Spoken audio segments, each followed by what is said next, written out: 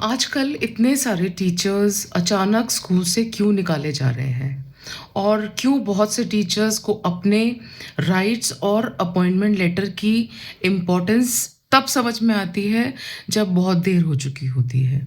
आज का ये वीडियो स्कूल मैनेजमेंट के खिलाफ बिल्कुल भी नहीं है।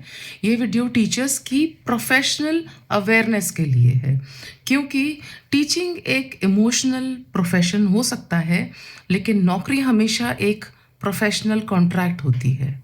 ये हम सब जानते हैं।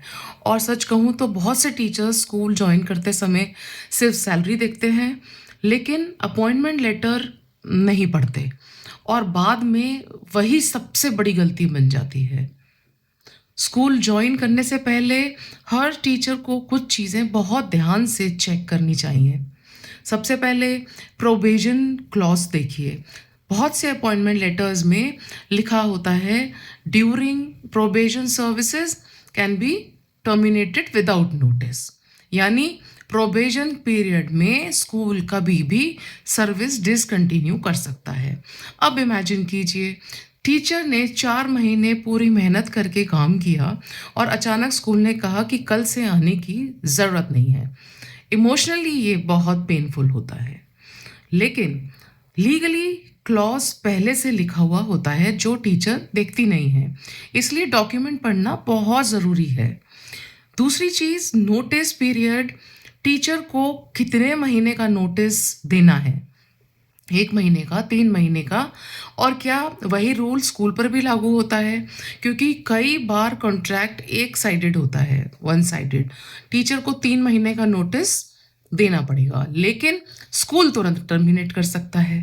तो इसलिए हमारे को क्लॉजेस ध्यान से पढ़ने चाहिए। तीसरी चीज़ है सैलरी रिलेटेड क्लॉजेस। क्या नोटिस पीरियड में सैलरी मिलेगी? क्या लीव्स एडजस्ट होंगी? पीएफ लागू है या नहीं है? सैलरी स्लिप्स मिलेंगी या नहीं मिलेंगी? बहुत से टीचर्स इन चीज़ों को ज्वाइन करते समय ध्यान ही नहीं देते, क्योंकि नई जॉब होती है, एक्साइटमेंट में। चौथा और सबसे इम्पॉर्टेंट बात, डॉक्यूमेंटेशन हर टीचर के पास होना चाहिए।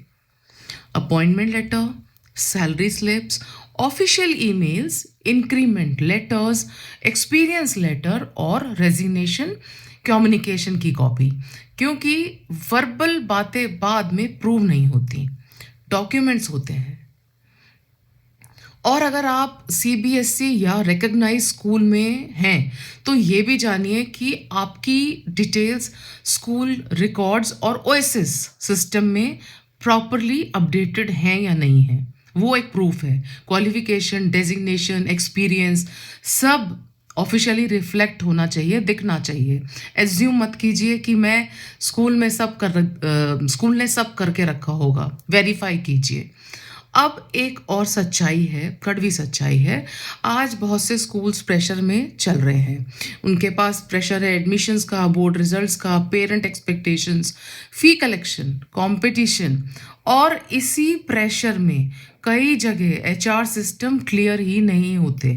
लेकिन इसका मतलब ये नहीं कि टीचर्स बिना पढ़े साइन कर दें कुछ भी डॉक्यूमेंट। प्रोफेशनल अवेयरनेस नेगेटिविटी नहीं होती, अवेयरनेस प्रोटेक्शन होती है।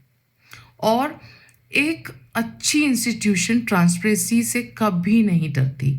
क्लियर एचआर पॉलिसीज मैनेजमेंट और टीचर्स दोनों को प्रोटेक्ट करते हैं, क्योंकि इनसिक्योर टीचर्स कभी हेल्दी क्लासरूम्स बना ही नहीं सकते।